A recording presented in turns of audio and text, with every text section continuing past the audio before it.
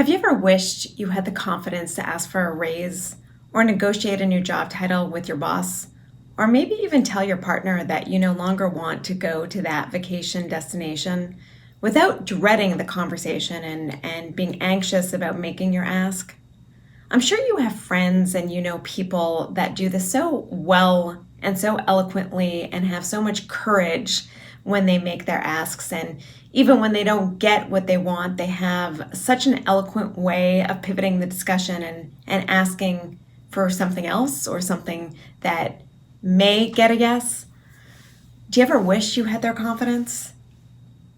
Do you wonder what it would feel like if you could make that ask?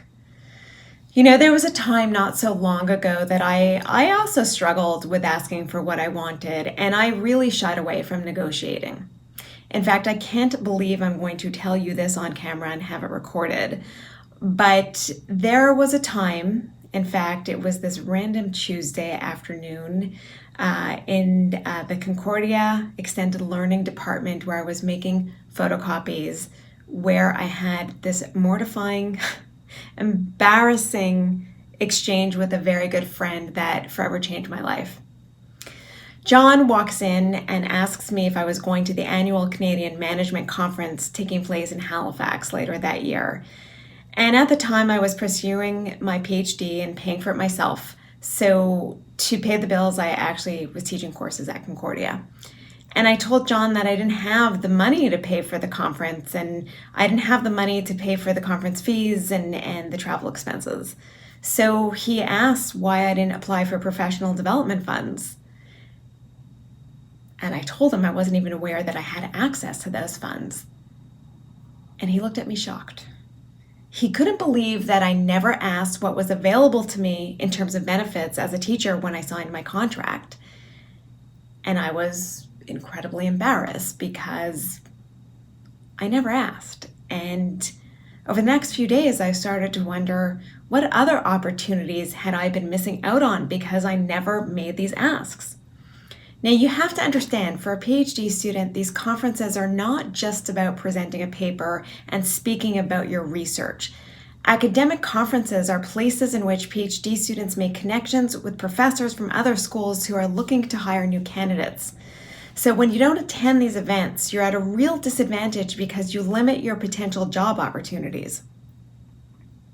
So what I did after my conversation with John on that random Tuesday in the photocopy room, I did what I always do when I'm in uncharted territory, and I went to the social science literature and I read up about negotiations, and I found out that there's this whole discipline. And I learned two things, two really, really imperative things. One, I learned about the psychology of decision making. And two, I learned how to stack the cards in my favor so that I increased the odds of getting what I needed and wanted. What blew my mind away was that there was this science to this topic. There's a process to preparing for negotiation. There's a process, there's steps that you can take to prepare for conversations. There's ways to quickly alter the communication when things go downhill. For instance, prior to engaging in a negotiation, you need to start thinking about what do you want? What are your priorities? And you also need to be thinking about what are you willing to concede? And the third thing you should note is your BATNA, your best alternative to negotiate an agreement. In other words, it's your plan B. Now, you may not like your plan B, but you always have a plan B. So before any negotiation, I want you to marinate in these three issues: your priorities, your concessions, and your BATNA. And I promise you, if you do just that, you will be way ahead of the competition. So prep, and prep some more. And one last thing, don't ever reveal your BATNA, but signal your BATNA. In other words, you don't need to tell the other party the details of your BATNA, but you should indicate that you do have other offers, providing that you do. Now, by the way, don't ever lie about your BATNA. We live in a really small world where people know other people, so there's a good chance if you lie, you're going to get discovered. If you want to go deeper and discover how to negotiate how to negotiate win-win solutions, I invite you to join our negotiations course called Cracking the Code. We want to make this an intimate group where we can have really meaningful conversations. So we intend to keep the cohort small, but we still have space for a few more. So click on the link below, reserve your spot, and I can't wait to see you in class. To your negotiation success.